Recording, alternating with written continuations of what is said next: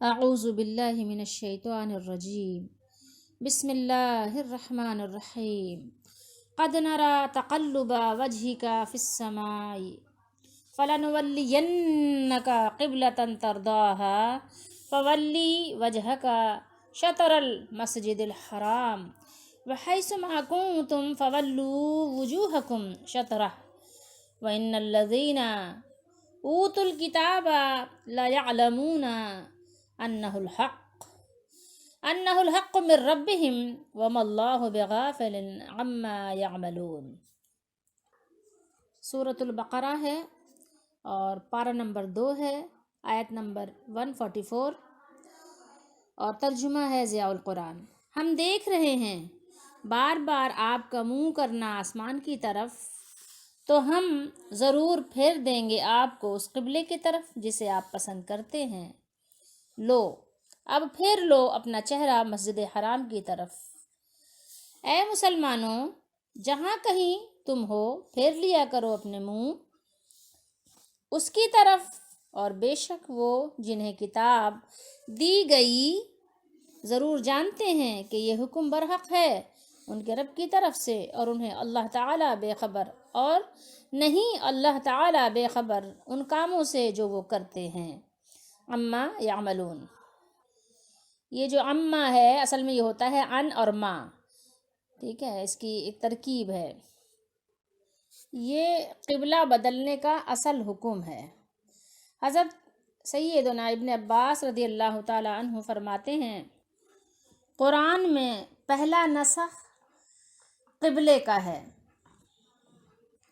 یہ جو حکم اللہ تعالیٰ نے ارشاد فرمایا کہ قد نرى تقلب وجهك في السماء، یعنی اللہ تعالیٰ نے فرمایا کہ اور جو ہم تمہارے منہ کا بار بار آسمان کی طرف اٹھنا دیکھ رہے ہیں، اور یہ کہ ہم اسی قبلے کی طرف تمہیں پھیر دیتے ہیں جسے آپ پسند کرتے ہیں، نبی کریم صلی اللہ علیہ وسلم، یا جسے تم پسند کرتے ہو، تو اس سے یہ بات ظاہر ہو رہی ہے کہ تحویل قبلے کا حکم آنے سے پہلے نبی کریم صلی اللہ تعالیٰ علیہ وآلہ وسلم اس کے منتظر تھے، آپ کو اس بات کا انتظار تھا۔ آپ صلی اللہ تعالیٰ علیہ وآلہ وسلم محسوس فرما رہے تھے کہ بنی اسرائیل کی امامت کا دور ختم ہو چکا ہے، اور اس کے ساتھ بیت المقدس کی جو مرکزیت تھی وہ بھی رخصت ہو گئی ہے۔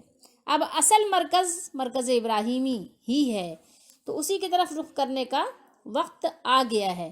تو اسی لیے نبی کریم صلی اللہ تعالیٰ علیہ وآلہ وسلم بار بار اپنے نگاہیں آسمان کی طرف اٹھاتے تھے۔ کیوں؟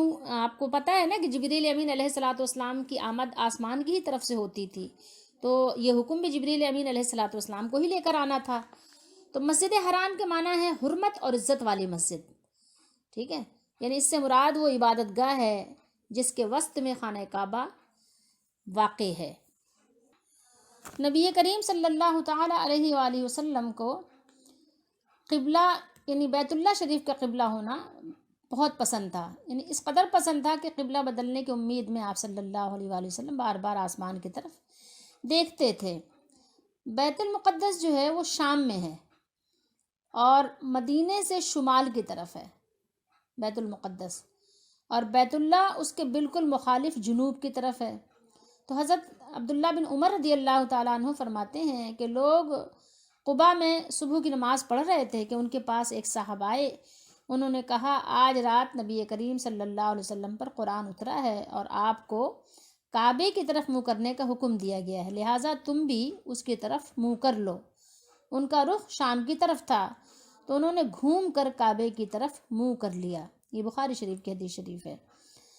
تو اس سے صحابہ کرام رضی اللہ تعالیٰ عنہم کا حدیث رسول صلی اللہ علیہ وسلم پر بلکہ قرآن کریم کے ثبوت کے لیے ایک معتبر آدمی ایک صاحب کی خبر، یعنی خبر واحد کہتے ہیں سو، پر اعتماد اور اس پر فوری عمل کیا ہوا؟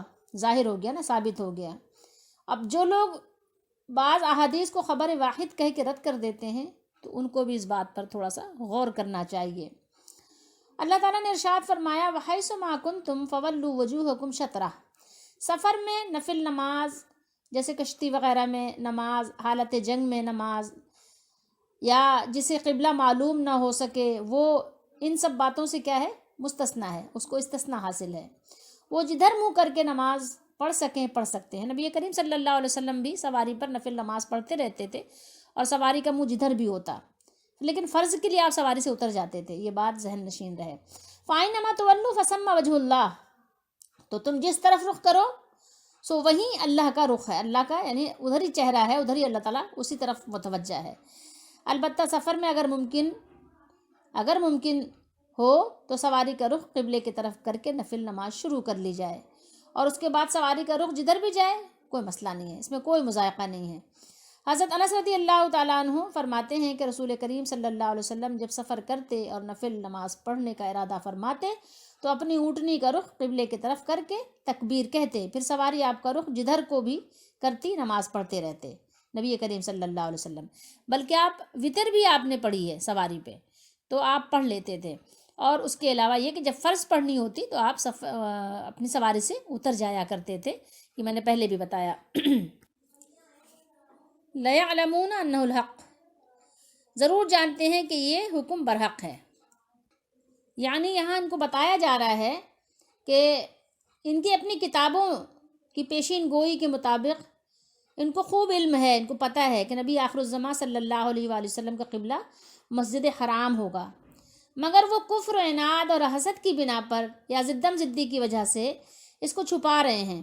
اما عائشہ صدیقہ رضی اللہ تعالیٰ عنہ بیان کرتی ہیں کہ رسول اللہ صلی اللہ تعالیٰ علیہ وآلہ وسلم نے فرمایا، یہ لوگ یعنی کون؟ اہل کتاب ہم پر کسی چیز پر اتنا حسد نہیں کرتے جتنا جمعہ کے دن پر کرتے ہیں کہ اللہ تعالیٰ نے ہمیں اس کی ہدایت دی اور وہ اس سے گمراہ ہو گئے، اور اس قبلے پر جس کی اللہ تعالیٰ نے ہمیں ہدایت دی اور وہ اس سے گمراہ ہو گئے، اور امام کے پیچھے ہمارے آمین کہنے پر۔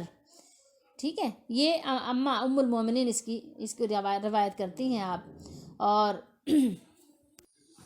تو اللہ تعالیٰ نے اپنے نبی کریم صلی اللہ تعالیٰ علیہ وآلہ وسلم کو تسلی دیتے ہوئے اللہ تعالیٰ نے فرمایا کہ اعتراض جو کر رہے ہیں یہ لوگ، آپ ان کے اعتراضات سے پریشان نہ ہوئیے، پریشان ہونے کی آپ کو کوئی ضرورت نہیں۔ ان کی کتاب میں تحویل قبلے کا ذکر موجود ہے، انہیں خوب معلوم ہے کہ یہ حق ہے اور اللہ تعالیٰ کی طرف سے ہے، اب محض تعصب اور ضد اور ہٹ دھرمی کر رہے ہیں، اس لیے ان کے سامنے جتنے دلائل بھی آپ پیش کر دیں، ساری دنیا کے دلائل بھی لا کر آپ رکھ دیں تو انہوں نے تو ماننا ہی نہیں ہے نا۔ انہوں نے جب ماننا ہی نہیں ہے، انہوں نے ہدایت قبول کرنا ہی نہیں ہے، تو آپ ان کے لیے کسی بھی قسم کے آپ کو پریشانی کی ضرورت ہی نہیں ہے۔ ان کو چھوڑیں، کہنے ٹھیک ہے تم اپنے راستے پہ رہو، ہاں، اور ہم اپنے راستے پر ہیں۔ اور یہ تو وہ لوگ ہیں کہ جن کا اپنا خود بھی نہیں، ایک قبلہ ایک طرف نہیں ہے، عیسائیوں کا قبلہ دوسری طرف ہے، اور ایک کا قبلہ کسی کا شرقی ہے جانب ہے، کسی کا کسی جانب ہے۔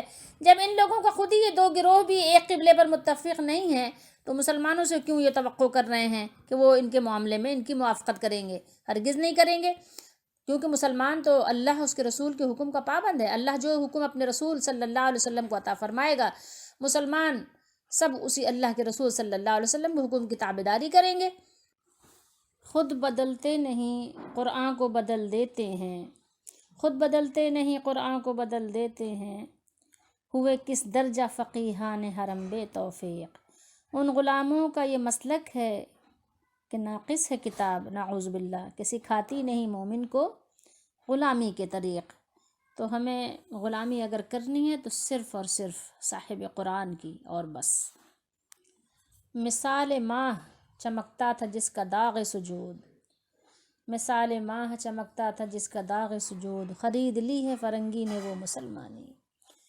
اللہ تعالیٰ ہم کو وہ اپنا عہدہ واپس عطا کرے، اللہ ہمیں وہ قوم بنا دے اور ہم میں سے وہ بچے اللہ تعالیٰ کھڑے کرے کہ جو اس کے لیے محنت کریں اور پھر سے ہم اپنا وہ مقام اور وہ منصب حاصل کر سکیں۔ آمین۔